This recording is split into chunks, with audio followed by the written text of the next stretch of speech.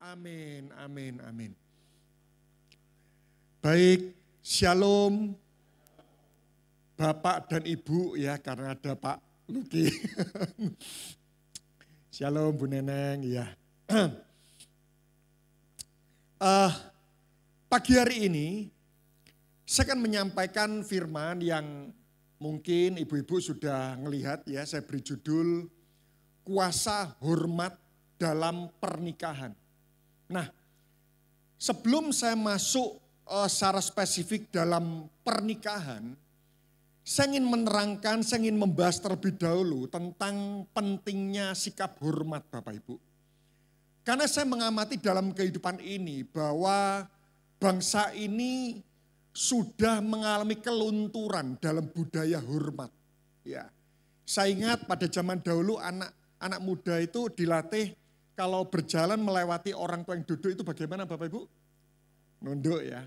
Saya ngelihat hari-hari ini ya, saya ngelihat di pesta pernikahan, anak muda jalan seperti itu dengan santai ya. Saya ingat ya, zaman dulu anak muda kita ini kalau lewat kita diminta untuk agak membungkuk ya. Zaman dulu saya ingat guru itu sangat dihormati oleh murid. Ya, guru mengatakan apa, murid itu submit. Sekarang tidak menutup mata Bapak Ibu. Ya, guru bisa dikeluarkan oleh murid Bapak Ibu ya. Zaman dahulu menyebut nama presiden itu lengkap. Presiden Republik Indonesia Soekarno. Kalau sekarang Bapak Ibu? ya kadang-kadang wih gitu kan ya. Ya satu sisi saya melihat itu melambangkan kedekatan. Tetapi kadang-kadang ada banyak orang yang tidak sadar diri. Saya ingat pada tahun sekitar 90 ya, itu kalau kita menyebut nama Soeharto gitu ya, wah hari ini nyebut besok hilang Bapak. Sekarang Bapak bisa ngelihat ya, zaman dahulu polisi sangat ditakuti. Ya, zaman saat ini sudah tahu salah tidak membawa surat-surat, ya spion tidak lengkap, ditilang masih ngeyel Bapak. Ya, tidak menutup mata, saya mengamati Bapak. Kenapa budaya hormat itu penting? Karena saya mengamati dalam kehidupan ini, nanti saya akan tunjukkan fakta-fakta di dunia ini maupun dalam kebenaran firman. Ternyata sikap hormat itu menarik seluruh anugerah kehidupan. Saya mengamati orang-orang yang memiliki budaya hormat. Orang-orang yang memiliki gaya hidup hormat. Orang itu tidak pernah jauh dari yang namanya anugerah kehidupan. Saya beri contoh, presiden kita terakhir, ya, sebelum Bapak Prabowo adalah Presiden Jokowi. Apakah presiden? Iya memang saya tahu bahwa presiden kita ini punya banyak kelemahan. Tapi kita tidak menutup mata ada begitu banyak hal baik yang sudah ditorehkan di atas bangsa ini. Apakah presiden kita memiliki sikap hormat yang kuat Bapak Ibu? Presiden Jokowi? Oh iya. Satu-satunya presiden yang menghormati saingan capresnya. Bahkan memberi tempat dalam struktur kepemerintahannya itu cuma Presiden Jokowi. Ya, Bapak Prabowo. Tidak pernah ada dalam sejarah saingan capres diberikan kedudukan. Itu tidak pernah ada dalam sepanjang sejarah. Bapak Prabowo diberikan ruang. Bapak Sandiaga Uno diberikan ruang. Dan saya mengamati Bapak Ibu. Kenapa Presiden Jokowi ini banyak mengalami anugerah ya? Salah satunya karena dia punya budaya hormat. Kalau Bapak Ibu ngelihat beberapa kali saya ngelihat di Metro TV Ibu Iriana. Ya. Setiap kali Ibu Iriana berjumpa dengan seseorang yang lebih tua, badannya lebih pendek, itu waktu dia ngobrol itu seperti ini. Baunya itu diturunkan sampai sebisa mungkin itu sejajar dengan orang yang lebih tua. Dan dia berbicara agar bukan seperti, wah halo bukan. Tapi bau diturunkan. Dan dia bisa mengatakan seperti seolah-olah sejajar. Saat ini sering kali saya ngelihat ya ada orang yang badannya lebih tinggi. Ngomong sama Oma, gimana Oma? Loh lihat. Karena itu mungkin ya. Kenapa presiden kita ini tidak pernah jauh dari anugerah kehidupan? Karena dia punya budaya hormat. Bahkan saya mengamati Bapak Ibu. Negara-negara yang memiliki budaya hormat yang sangat kuat. Negara itu mengalami kemajuan lebih signifikan. Saya beri contoh. Atau saya bertanya, menurut Anda, negara mana yang paling memiliki budaya hormat paling kuat? Di mana? Jepang. Ya. Jepang itu istilah harakiri muncul, itu di Jepang. Kenapa harakiri itu ada? Harakiri itu seperti ini, orang melakukan bunuh diri karena mereka menganggap bahwa mereka itu gagal menjalankan tanggung jawabnya. Jadi mereka itu menghormati tanggung jawabnya lebih daripada nyawanya.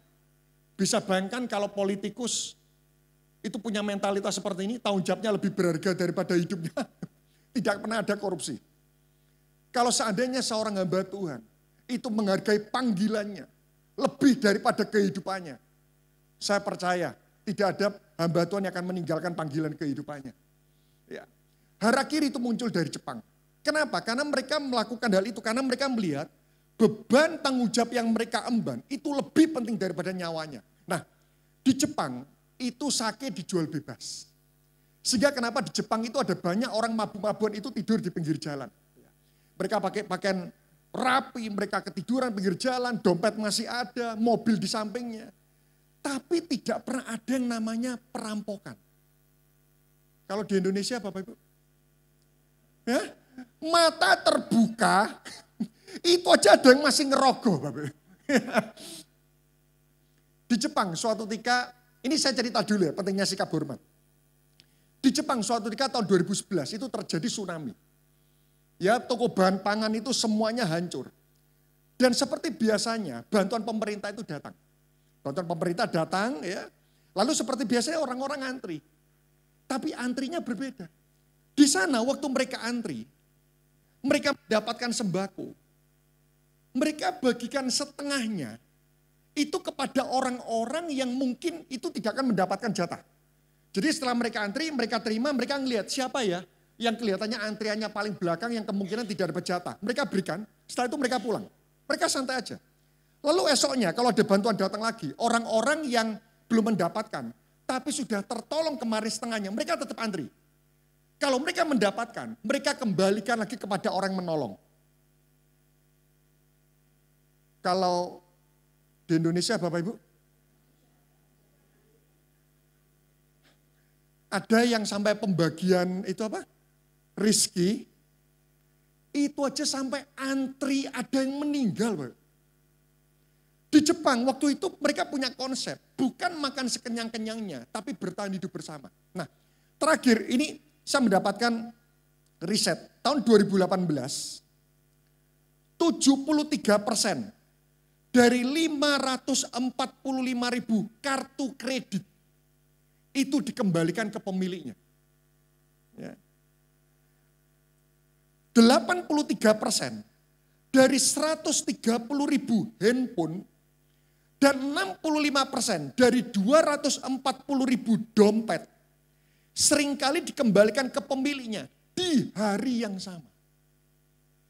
Di Jepang, bagi orang Jepang, barang dikembalikan kepada pemiliknya itu adalah hal yang sangat normal. Justru sangat langka. Jika barang hilang, itu tidak kembali. Terakhir 2 hari yang lalu saya melihat di Instagram. Ya, waduh ini luar biasa.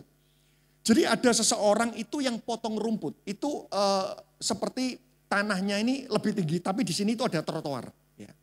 Jadi potong rumputnya ini di atas karena rumputnya ini ada di atas dan ini sekali lagi trotoar. Saya ngelihat betul di Instagram itu. Nah, di sana ada orang yang motong rumput. Ini sudah diberikan jaring-jaring pelindung. Ya, sudah diberikan jaring pelindung. Tapi masih disediakan lagi ada satu orang membawa peluit. Tujuannya apa? Kalau ada orang berjalan, maka yang memegang peluit ini memberi kode. Prit, itu artinya motong rumput.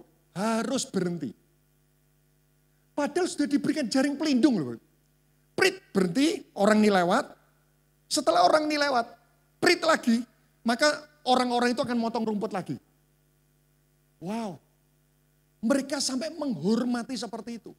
Nah saya mengamati kadang-kadang di mall, ada cleaning service membersihkan, oke, sudah ditulis basah, ya jangan diinjak dulu. Loh itu aja masih ada orang yang dengan santai kok. Karena itulah Jepang itu pernah dikenal Negara yang punya integritas paling tinggi. Jepang adalah salah satu pernah mendapatkan predikat negara paling maju sebenua Asia. Dan Jepang ini adalah negara yang paling cepat pulih dari peristiwa bom atom Hiroshima dan Nagasaki. Karena itu kenapa Bapak, saya mengamati Jepang itu bukan orang percaya Tuhan loh. Tapi waktu mereka menghidupi sikap hormat, wow, mereka lebih mengalami kemajuan lebih signifikan. Saya berdoa di tempat ini. Ya, itu kalau retreat itu kan kadang-kadang makan itu kan, apa itu? Bersama-sama ya. Ayo coba, kira-kira waktu kita ambil makanan saya pernah ngeliat, wah sampai gini ya. Sampai terakhirnya aja cuma sisa kuah. Nah, saya berdoa Pak. Sikap hormat itu penting. Bahkan kalau kita bisnismen, siapa di sini yang bisnis punya toko? Ada? Wow, di sini semua berkatnya dari langit. Haleluya gitu. Dalam bisnis, kalau kita kepingin omsetnya itu banyak, maka kita harus melakukan servis dengan bagus. Saya senang sekali kalau misal saya masuk ke sebuah bengkel ya. Setelah servis saya keluar, lalu beberapa waktu kemudian minggu depannya, lalu tiba-tiba ada customer saya, Pak, bagaimana mobilnya? Apakah tetap masih aman semuanya? Kalau masih ada tidak enak silakan kembali. Bukankah itu hormat, Pak? Hormat itu bisa memultiplikasi berkat dalam kehidupan kita. Ya, kita datang sebuah rumah makan, kadang-kadang meskipun rumah makannya itu enak, tapi kalau kita datang kita tidak salah, kita sudah dimarahin, itu rasanya malas sekali. Karena itu saya berdoa sekali lagi, hormat itu sangat penting sekali. Sikap hormat itu selalu menarik yang namanya anugerah kehidupan. Nah, saya akan masuk di dalam pernikahan. Ya. Mari kita lihat kebenaran firman Tuhan. Ya.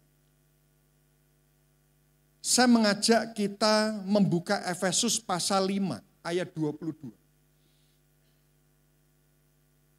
Karena ini adalah ibadah wanita, izinkan saya akan menyampaikan sikap hormat ini dari peranan seorang istri. Ya. Efesus pasal 5 ayat 22.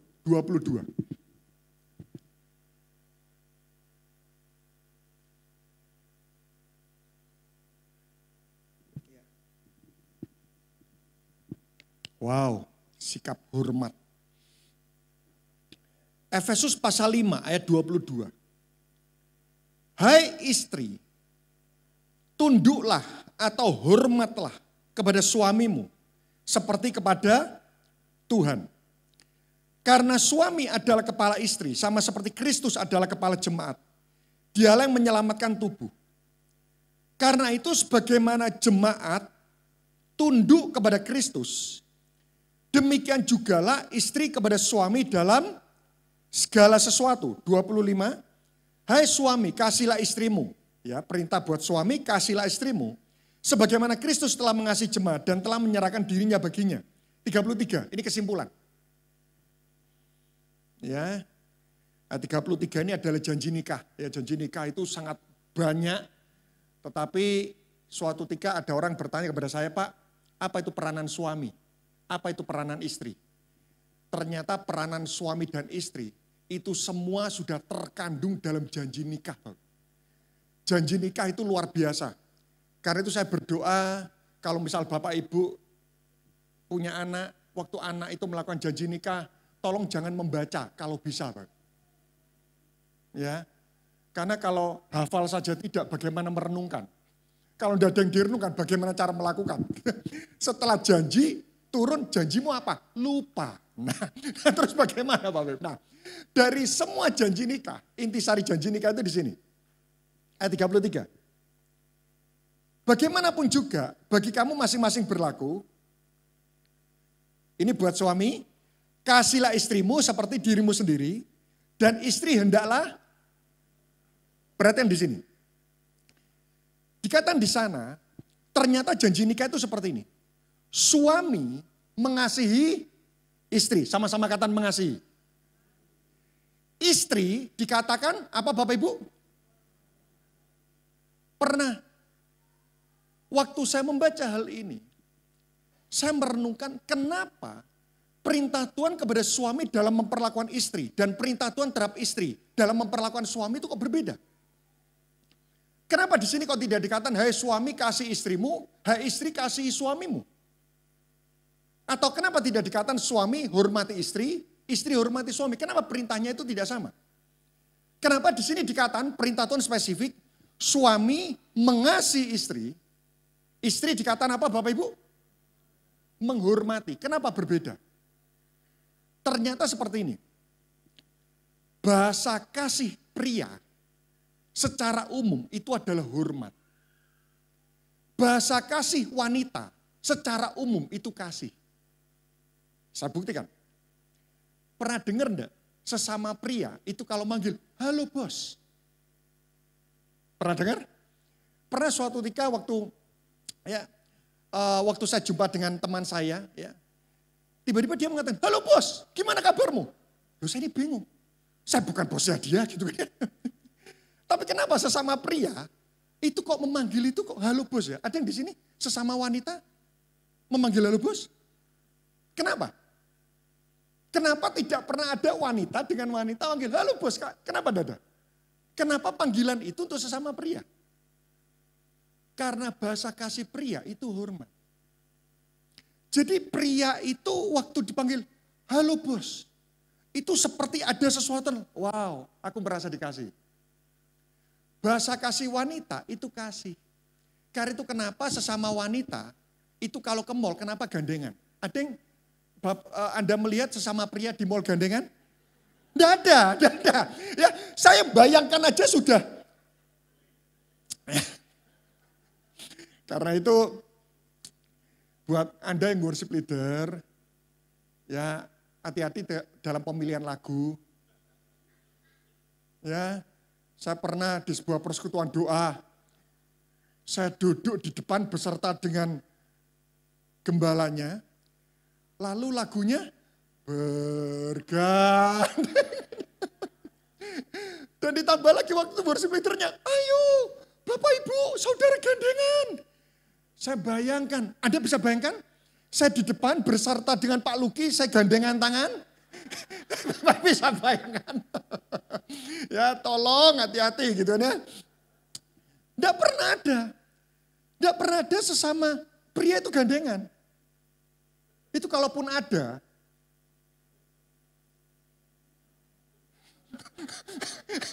Itu pasti ada yang aneh gitu kan. Ulang tahun. Kenapa ulang tahun ya? Ibu sama ibu, halo happy birthday gitu ya. Ada enggak? Suami Anda dengan suami yang lain, halo happy birthday ada? Tidak ada. Kenapa? Karena bahasa kasih wanita itu kasih. Bahasa kasih pria secara umum itu adalah hormat. Karena itu kenapa ya? Kalau misal suami itu mau pergi ke kantor gitu ya. Ma, pergi dulu ya. Itu istrinya di dapur, itu lari ke depan. Oh iya. Tolong bapak, di sini bapaknya cuma 2 gitu ya. Tolong bapak-bapak waktu istri itu keluar, nanti tolong sampaikan ya.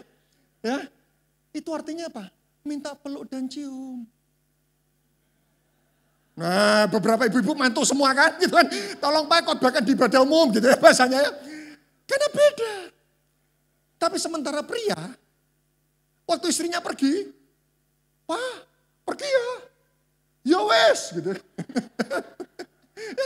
Enggak, buat pria enggak perlu itu. Buat wanita itu perlu. Pria itu makin dihormati, dia makin merasa dikasih. Wanita itu makin dikasihi, akan semakin merasa dicintai. Karena itu kenapa pria itu dipukul tidak masalah, tapi asal jangan dihina. Misal ya, Anda marah, pukul suami Anda, pundaknya, pukul. Tapi setelah itu Anda bilang, tapi aku ini bangga loh punya suami kayak kamu. Wah, tidak masalah buat pria dipukul. Tapi meskipun Anda tidak pernah pukul suami Anda hina terus. Aku ini menikah dengan kamu tuh tidak bahagia loh. Apa sudah hidup susah, tidak bisa apa-apa, apa bahagianya? Itu buat pria. itu jauh lebih berat daripada dipukul. Buat pria itu gini, silakan pukul aku, tapi jangan hina aku. Wanita beda. Wanita dihina tidak terlalu pengaruh, tapi jangan dipukul. Setuju? Oh di sini tidak ada masalah, kelihatannya mantan karate semua. Nah, wanita itu misal dihina. Kamu ini wanita kok tidak bisa masak. Tidak masalah. Tapi tolong jangan pukul wanita. Kasus perselingkuhan beda. Pria itu, kalau wanita itu selingkuh. Kemarahan suami dengan kemarahan istri itu berbeda marahnya. Buat seorang pria, kenapa ada pria lain itu berani menyentuh milikku? Dia merasa dihina. Karena itu kenapa Alkitab mengatakan kalau ada pria, wanitanya selingkuh. Pria ini akan mengejar ke pria selingkuhan itu sampai ke dunia orang mati. Oh, Alkitab itu jelas loh katakan. Pria itu enggak bisa, pria sudah setia, istrinya selingkuh. Wow. Bukan merasa enggak dicintai, tapi dia merasa siapa kamu berani menyentuh milikku. Tapi kalau wanita beda. Wanita kalau prianya ini selingkuh, dia merasa tidak dicintai. Beda. Bapak Ibu paham sama ini? Sumber energi pria itu hormat. Pria kalau tidak dihormati, dia tidak akan berenergi. Sumber energi wanita itu adalah kasih. Wanita kalau tidak dikasih, dia tidak berkekuatan. Karena itu kenapa ya setiap kali saya pelayanan, istri saya itu selalu tanya, "Ko, kamu besok mau pakai baju apa?" Baju ini. Dia ambil, dia setrika lagi. Wow. Saya pakai baju ini, full power. Bisa bayangkan kalau saya ngatakan, "Non, tolong setrikakan baju ini." Punya tangan nyetrika sendiri. Lemes. Kalau Anda ada yang bertanya, "Pak, kenapa suami saya itu sekarang sudah tidak bisa apa-apa ya?" Mungkin baterainya 0%. Boleh ditukar tambah enggak, Pak? Pada suatu ketika saya ini, beberapa kali saya mengonseli pernikahan. Sebelum saya menikah, saya sudah mengonseli pernikahan. Saya berpikir setelah saya menikah, itu jauh lebih mudah. Ternyata enggak juga, Pak. Pernikahan ini memang enggak gampang. Karena itu kenapa kita ini butuh belajar. Nah, suatu ketika saya mengonseli seorang ibu-ibu. "Pak, suami saya itu sudah tidak ada lagi yang bisa dihormati. Gimana? Boleh dibuang?"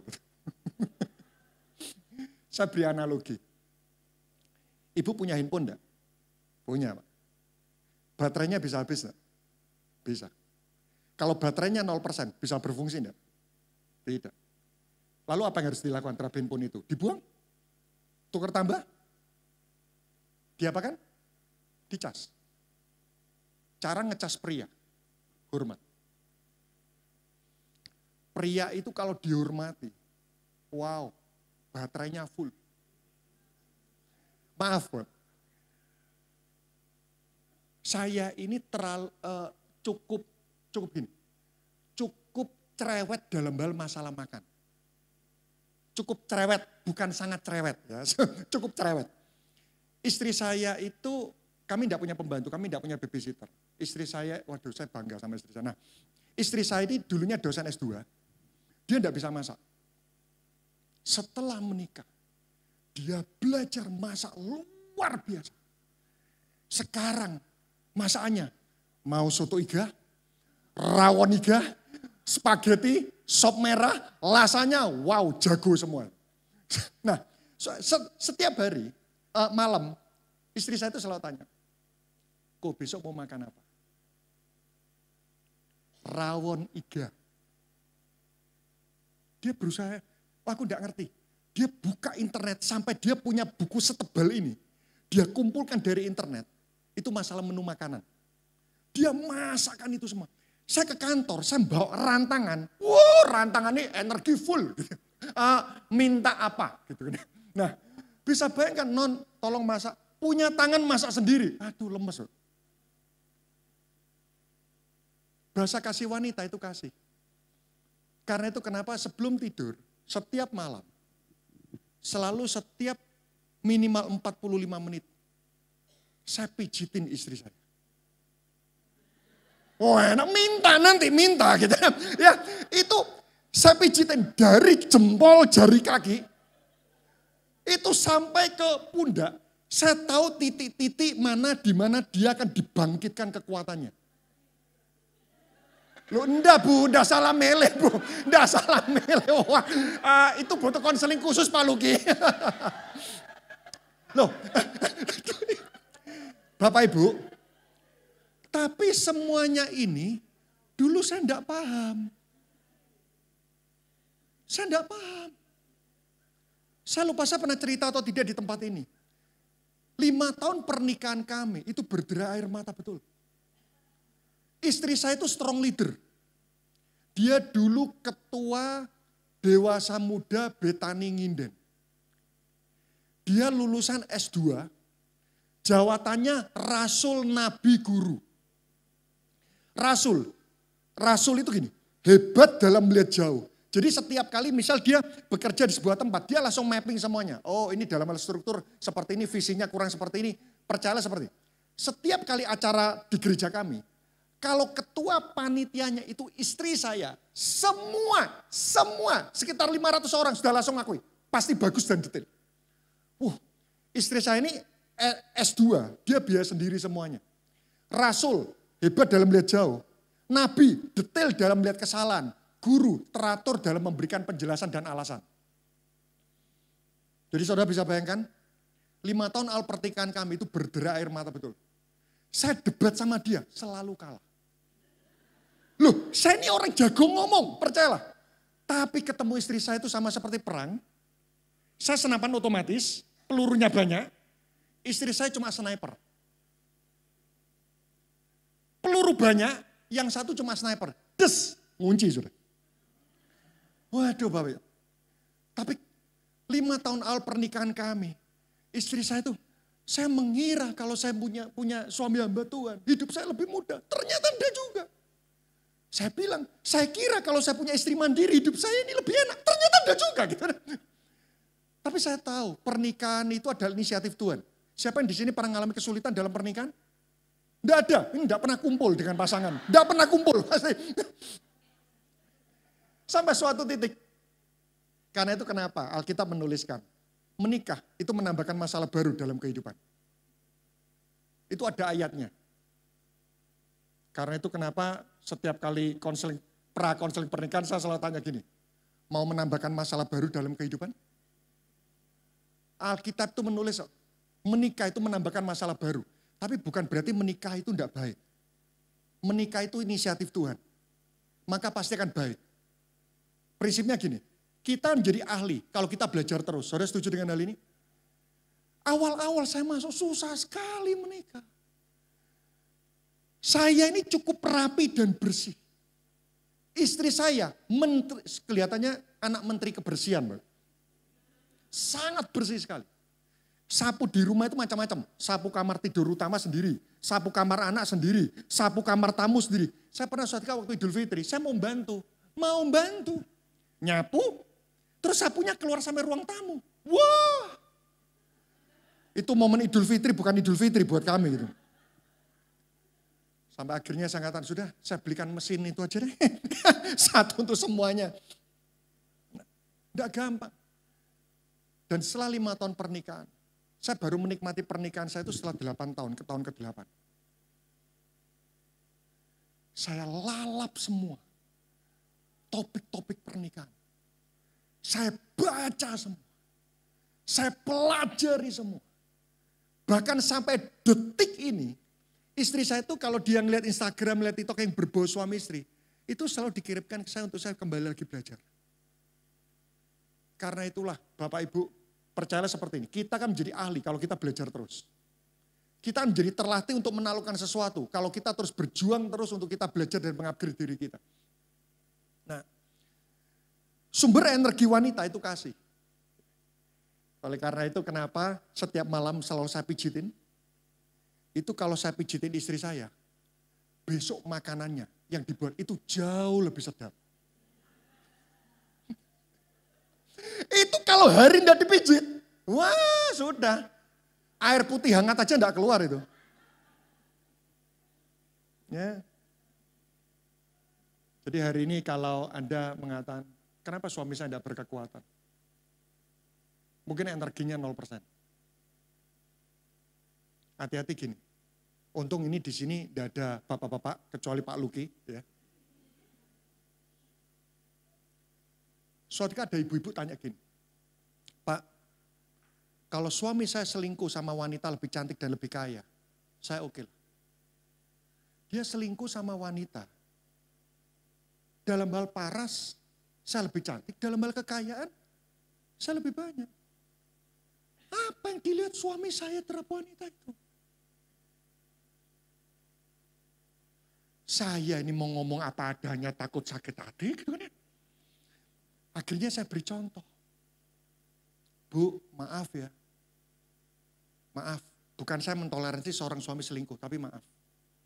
Kalau misal ibu punya 2 ekor anjing. Yang satu anjingnya bagus, cantik, cakep.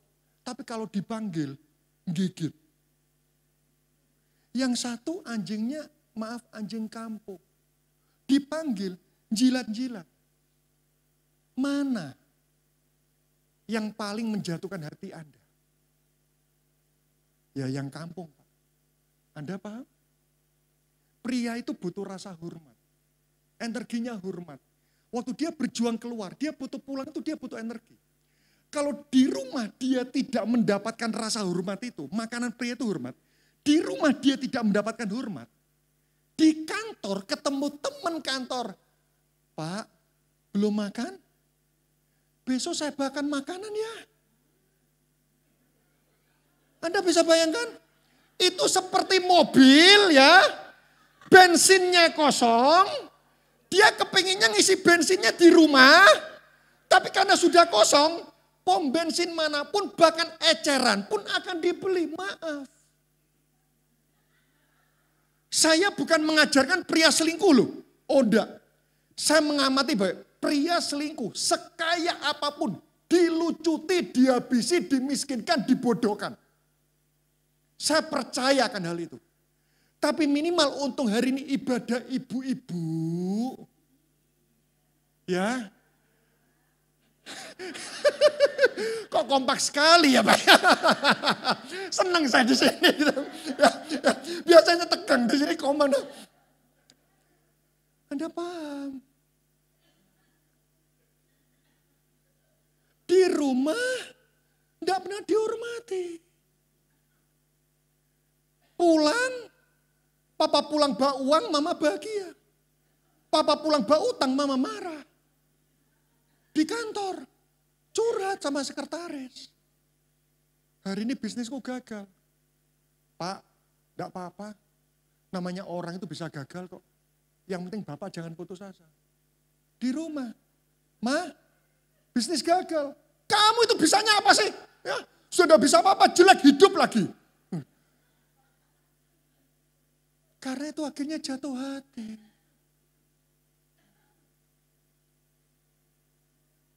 Mungkin Anda mengatakan gini, Pak, tidak ada satu hal apapun yang bisa menjadi alasan buat saya menghormati suami saya. Kalau boleh saya sampaikan. Kalau suami Anda tidak dihormati, kondisinya akan menjadi lebih buruk daripada kondisi saat ini.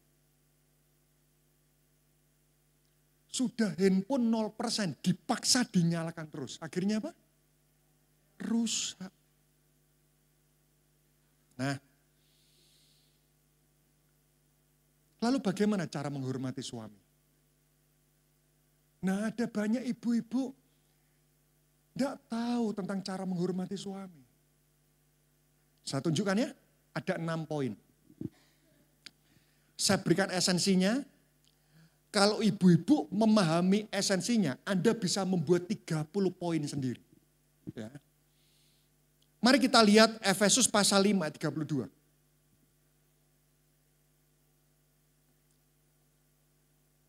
Nanti kalau ibadah pria saya sampaikan peran suami. Gitu.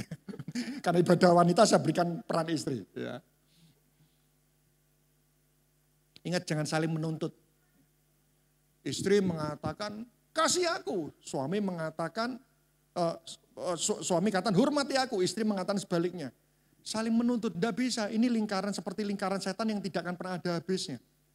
Suami tidak bisa menghormati istri. Kenapa? Karena suami tidak bisa mengasihi istri. Karena istri tidak menghormati. Kenapa istri tidak bisa menghormati? Karena suami itu tidak mengasihi. Wah, ini menjadi sebuah lingkaran. Efesus pasal 5 ayat 32. Ya. Rahasia ini besar, tetapi aku maksudkan ialah hubungan Kristus dan jemaat. Ternyata suami istri itu adalah hubungan antara Kristus dan jemaat. Berarti suami ini perlambang apa Bapak Ibu? Kristus. Istri perlambang jemaat. Berarti kalau Anda bertanya bagaimana cara menghormati suami, bayangkan bagaimana cara Anda menghormati Kristus. Bagaimana cara Anda menghormati Kristus? Maka pola-pola seperti itulah yang bisa Anda lakukan untuk menghormati suami. Saya beri contoh. Tadi sekitar 30 menit di awal, sebelum firman, itu ada namanya momen pujian penyembahan. Kenapa kok ada pujian penyembahan? Kenapa tidak mau langsung khotbah saja? Kenapa kita memuji menyembah Tuhan? Karena waktu memuji menyembah kita menghormati Tuhan, betul? Karena itu kenapa saya tidak mau terlambat ibadah. Pujian penyembahan itu adalah momen di mana kita menghormati Tuhan. Dan percayalah rasa hormat itu selalu menarik yang namanya anugerah. Ya. Sama, bagaimana cara menghormati suami? Catat yang pertama, pujilah suami Anda. Kita memuji Tuhan, kita menghormati Tuhan. Pujilah suami Anda. Tapi waktu memuji suami yang masuk akal ya. Pak, jempolmu ganteng. ya, pujilah yang masuk akal gitu kan. Puji suami Anda. Jangan digosipin. Itu ketemu mama-mama dari itu ya orang tua anaknya. Kamu tahu suamiku?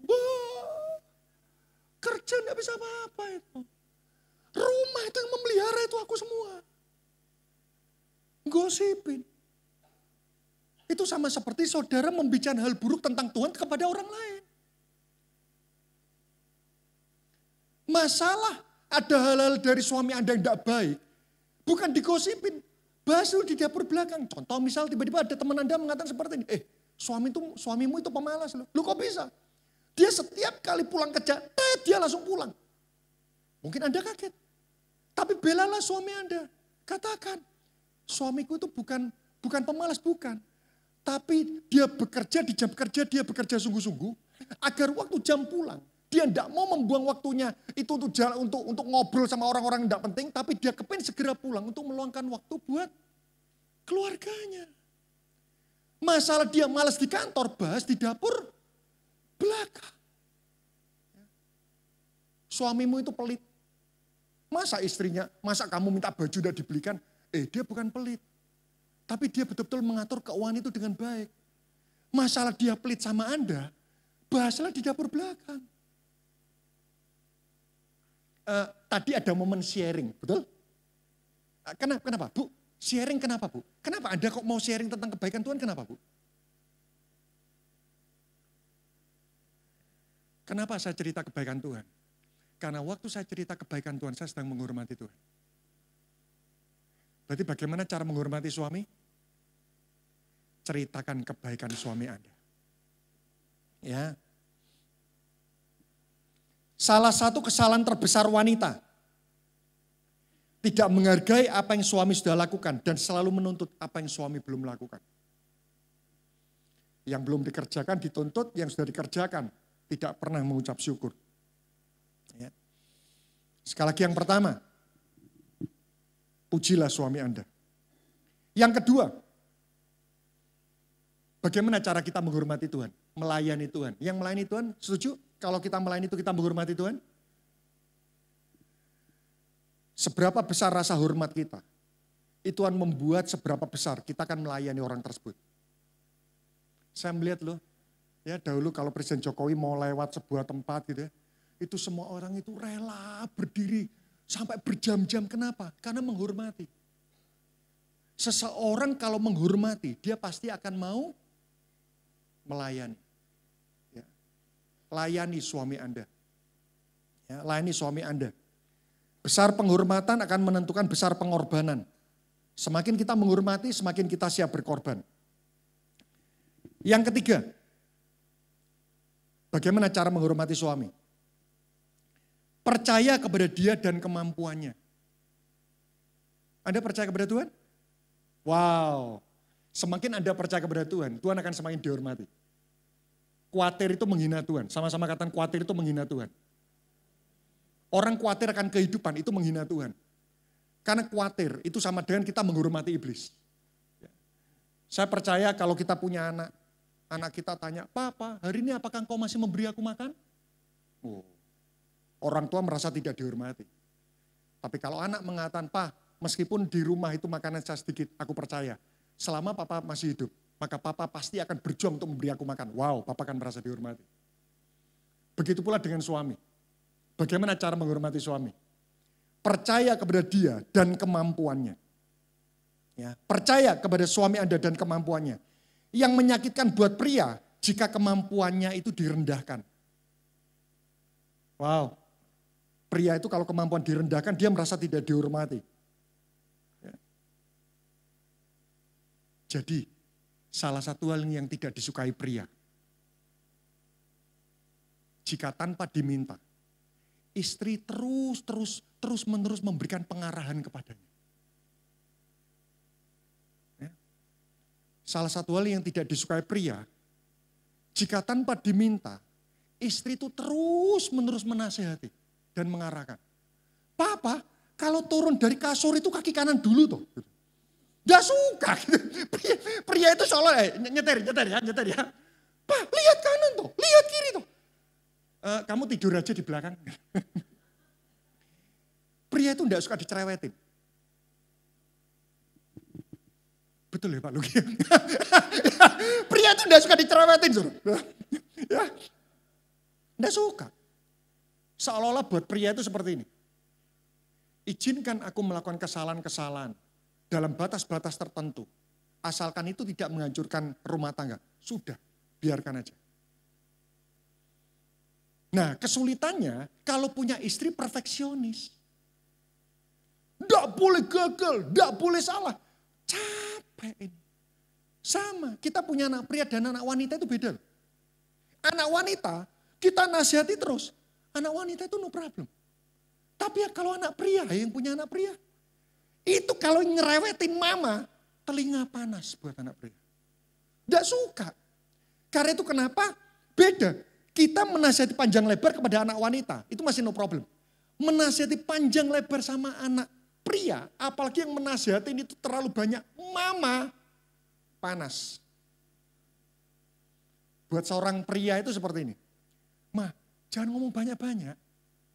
Langsung intinya, jangan ditarik-tarik sampai ke dosa-dosa 30 tahun yang masa lalu itu jangan. Nggak suka. Cara pandang pria itu gini, hari ini ke depan. Cara pandang wanita, hari ini ke belakang. Karena wanita itu suka mengandung, betul ya? Yang mengandung itu kan wanita kan? Karena itu kenapa seperti ini, bapak-bapak, ibu-ibu. Sekali pria selingkuh, wanita itu sulit percaya. Kenapa? Karena wanita itu melihat hari ini ke belakang. Wanita itu suka mengevaluasi. Saya pernah membaca 10 perbedaan pria dan wanita. Wow, itu beda bener. Pria itu diciptakan dari tanah. Wanita diciptakan dari, asalnya aja berbeda kok. Saya baca perbedaan 10 pria wanita. Wah, makanya. Gitu kan. Percaya kepada dia dan kemampuannya. Yang keempat, mengucap syukur akan kehadiran dia dalam kehidupan Anda. Jadi mengucap syukur, Pak, memang aku hidup dengan kamu itu susah. Tapi aku percaya, hidup dengan pria lain, pasti hidupku lebih susah. Wah, itu buat suami, gitu kan. Aku hidup dengan kamu susah, tapi aku percaya, aku hidup dengan pria lain, hidupku jauh lebih susah. Oh, Tuhan, aku mengikut engkau ini susah loh. Tapi aku percaya, hidup di luar Tuhan itu jauh lebih susah.